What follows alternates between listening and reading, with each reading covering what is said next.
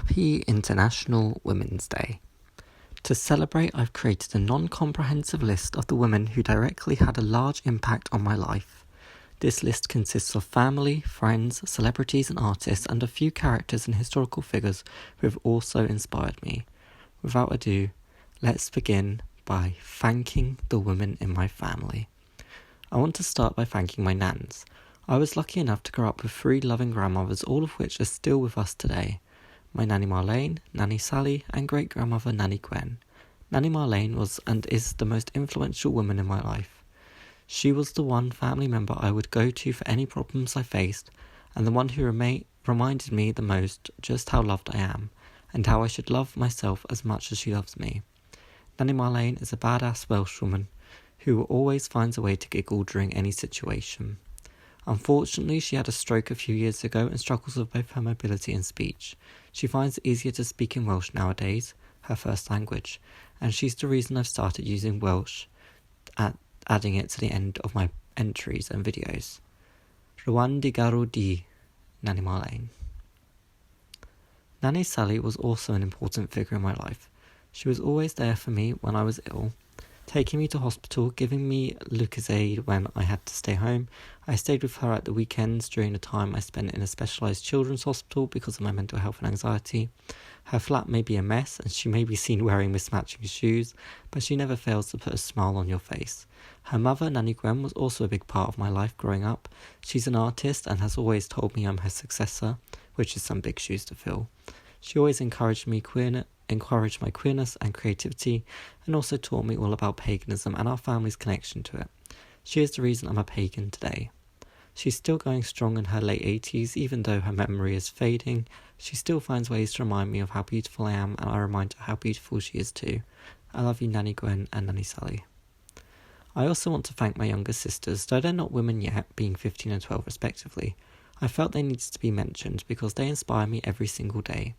They are both pains in the butt, and they are not perfect, but they are so full of empathy and love, and it gives me so much hope for the future of humanity. My 15-year-old sister used my pronouns correctly for the first time the other day, and it made me so emotional. They are not perfect, but they are trying, and I love them both with all my heart. Thanking my friends. From blood family to found family, there are several women who have entered and left my life over the years. I want to take a moment to thank 2 of them, who I speak to every single day.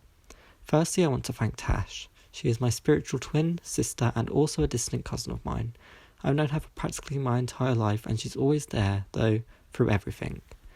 I know I can go to her for anything, and she's always there to put a smile on my face. Without her continuing support over the years, I'm certain I would not be here today. She is my rock and isn't afraid to tell me when I'm in the wrong or making a mistake. We have a channel called The Film Fan Twins together, which you should check out. Thank you, Tash, for always being there for me. Next, I want to thank Chloe. She is my closest queer friend and is always there for me in the middle of the night to ramble about the most random things. I love hearing about her lovelies, celebrities, mostly actresses, who she loves, and I know I can go to her for any identity-related struggles I may be having. I've known her since college and she's been a source of strength for me ever since. Thank you, Chloe, for always being there for me, especially when everyone else is asleep. Some other influential women I'd like to thank. The next few women are all influential figures who have also been a source of strength and for me, despite them not even knowing it. They are artists, celebrities, characters and figures who have all inspired me in some way or another. I want to start by thanking the artists Poppy, Melanie Martinez and Lady Gaga.